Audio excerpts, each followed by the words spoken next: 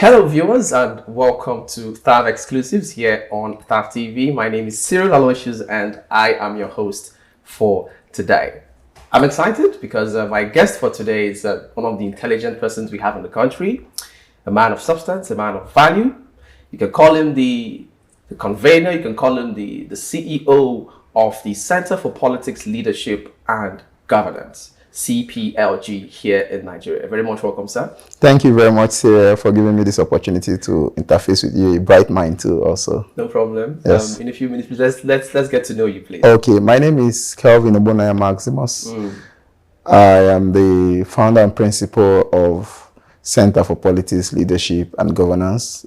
By training, I'm an engineer, but I have so much interest in politics and governance because growing up, I saw an environment that looks mysterious to me because I don't know why people should be poor. I don't know why people should be oppressed. I don't know why people should be in pain and die of ill health that is treatable. So when I start doing my findings and research, and I realized that everything boils down to politics.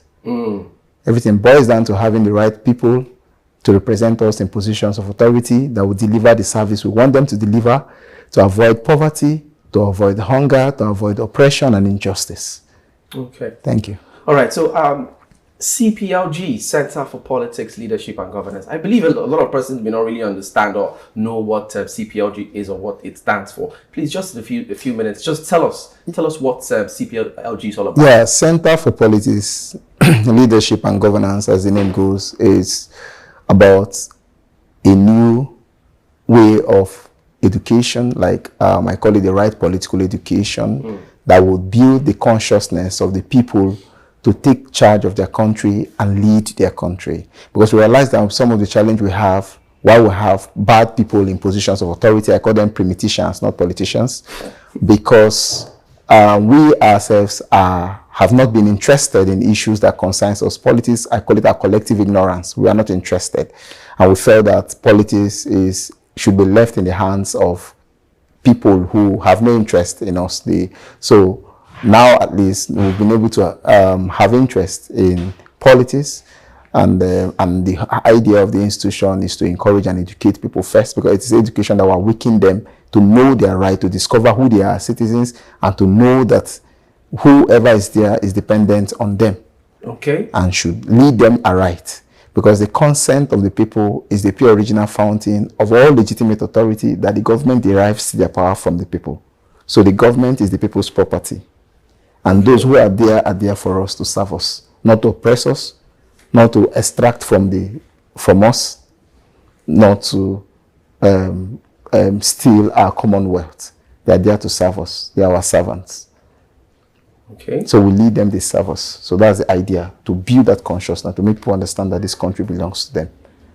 Okay. That's the all right. Idea. So just a quick one from what you just said now. Must everyone or should everyone be in politics? Politics is everybody's business, because politics is the air we breathe, it is the water we drink.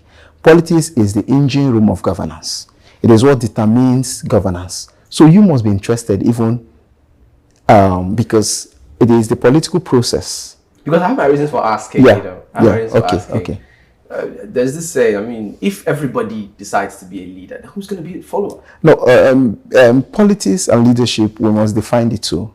Okay. It is politics that creates opportunity for people to find themselves in positions of leadership. It is also the people who would also go through the electoral process and the political process to elect the leaders. Some people have more capacity to lead than others. And the capacity for leadership could be harnessed. Everybody has that leadership capacity, to lead.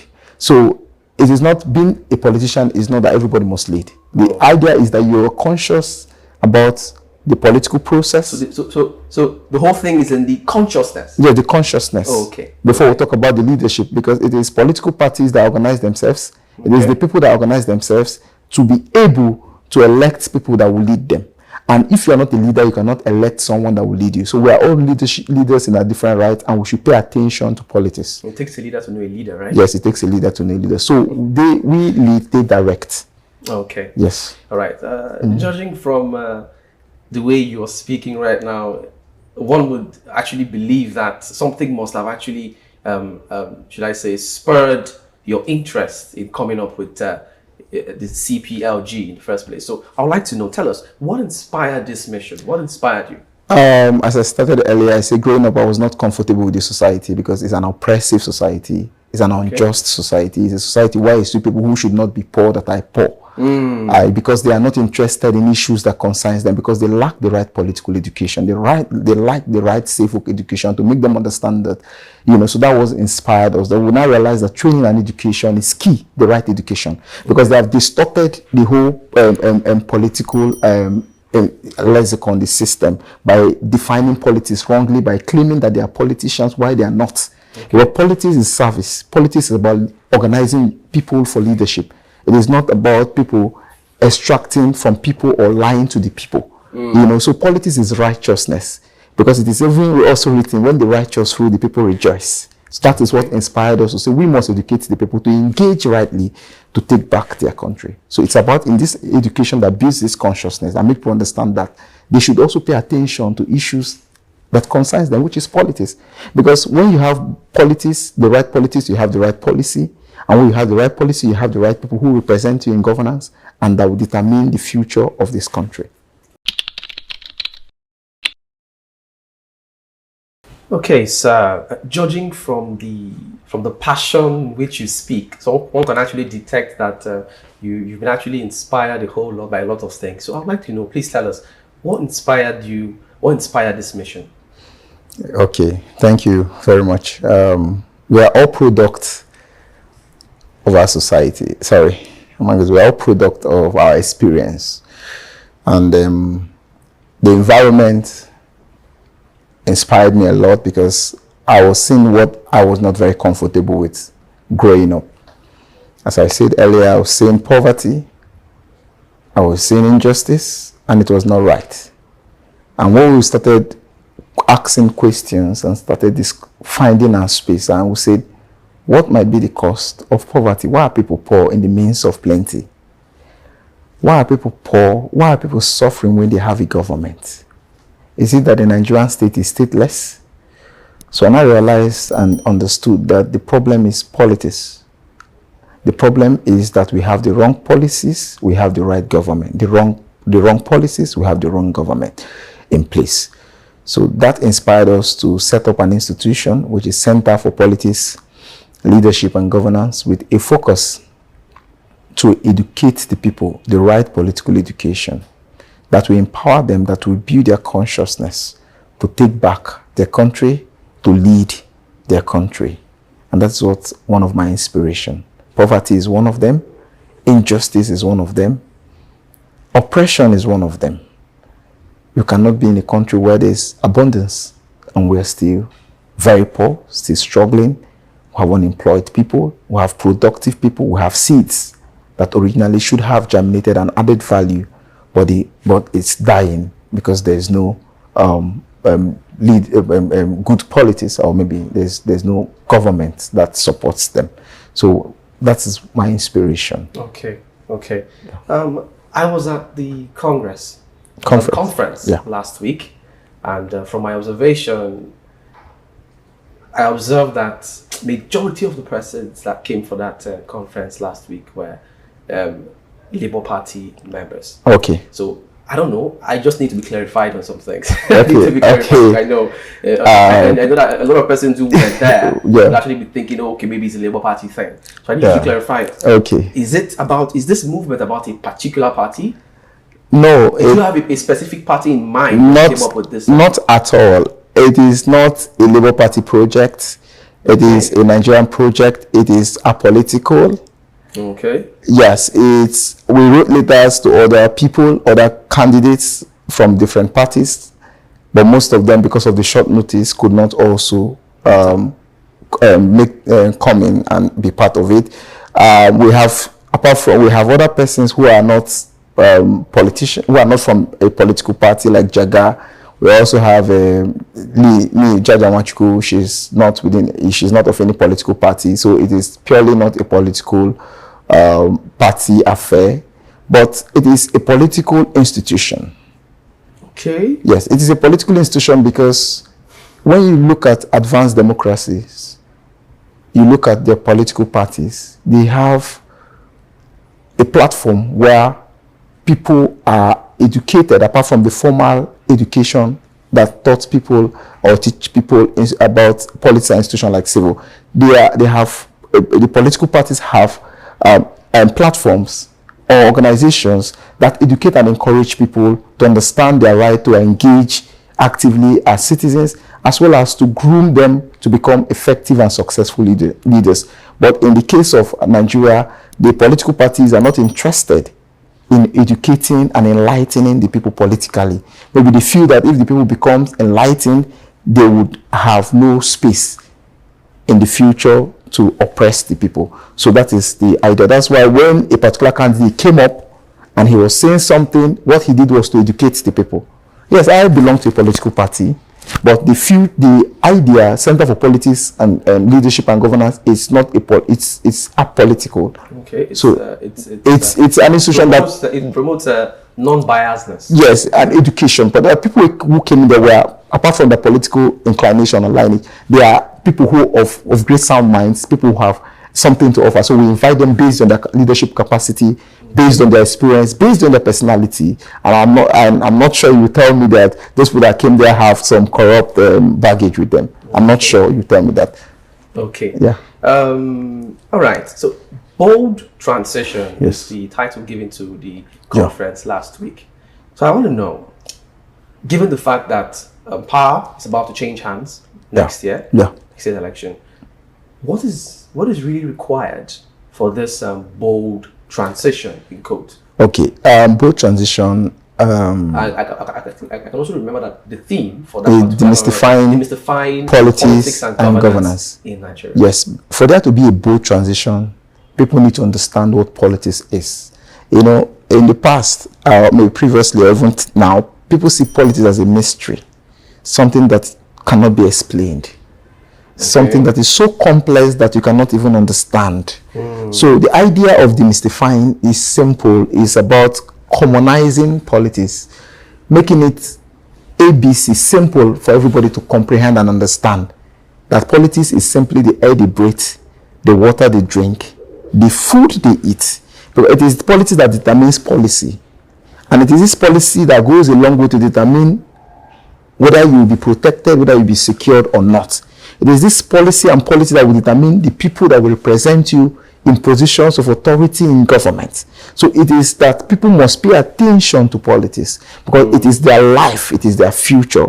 Politics, as I said earlier, is righteousness. And when the righteous rule, the people rejoice. So we want to make people understand that they should have the confidence, even in their religious spaces, to come and join politics and be part of the political process, to be able to deliver leadership that would build this country. Because enough of primitive people in government, enough of people who have no interest in the interest of the Nigerian state to be in power. Okay. Yes. All right. So shortly before I call it a day on this particular. So, you know, as an individual, as a person, there are things that you just don't have interest in. Okay. As a person, you don't grow up having interest in almost everything. Yeah, of course. And you know those things. Yeah. So would you say it's abnormal for someone to say, I'm not interested in politics?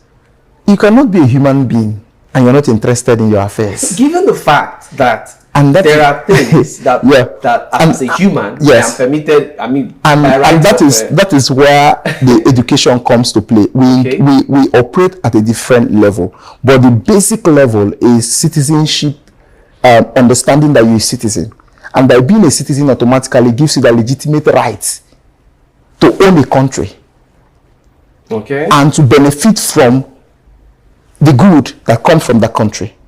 And for you to be a citizen, automatically you are part of the political process.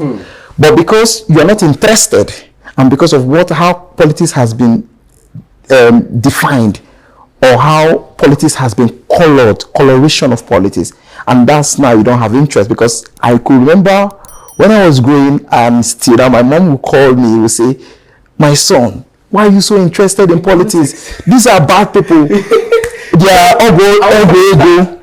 They are blood, yes, they are blood sucking people. Yes. They are wicked. Why you want them to kill you? I said, no. It is a wrong education. And the church has not really done well. I mean, don't call it the denomination. And that's why I like Islam. Not because I practice Islam, but because Islam is not just a religion, but it encourages people to be to engage politically. They encourage people that politics is your right, that you must participate.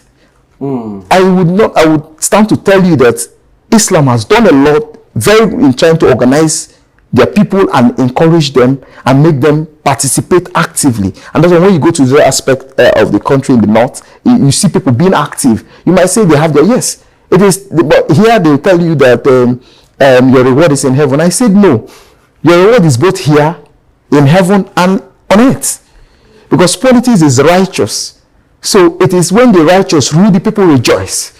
So now I think now the church has awoken and now realized that without politics there will be no church standing, because there will be anarchy and everybody will lose. Okay. So the church should also encourage members to participate actively in politics. The cleric might not be interested in wanting to hold a political view because he has different political members from different political backgrounds, but he must encourage them to, or he or she must encourage them to participate actively, because an aide to the president, Kayamo, was saying something about that politics leads to Asorok, religion leads to heaven. And I beg to ask a question. Who defines what politics is? Is Kayamo a politician? My question is no. He is a pragmatician. He's not a politician. Because politics is everything about us, and people must be encouraged to participate actively as card-carrying members of political party, and also to engage and vote the right people in government. Okay. Thank you. Thank you so much. Thank you so much. So what are we to expect from CPLG as an organization going forward? Yes, there will be more programs, there will be more activities, conference, and because it's an institution, we also, God willing, we are opening up admission for people to be able to train and people and enlighten them in a formal way that would also provide certification for them to, in issues of politics and government. So that's our plan, and that's what we're working towards. All right. Thank you so much for your time with us. I really do appreciate that. Thank you very much. So much. And my wonderful viewers, you've heard it for yourself from the horse's mouth, the convener himself of the Center for Politics, Leadership and Governance. This is where we have to draw the curtain on TAF TV exclusives for today. My name is Cyril Aloysius. Don't forget to subscribe to this channel and follow us on all our social media platforms. You can check us out on YouTube, we're at TAF TV, on Instagram, we're at TAF TV _NG, on Facebook, we're at TAF TV, and on Twitter, we're at TAF TV. Thank you so much once again for staying faithful to your screen. Until we come your way again next time, do enjoy the rest of your day. It's bye for now.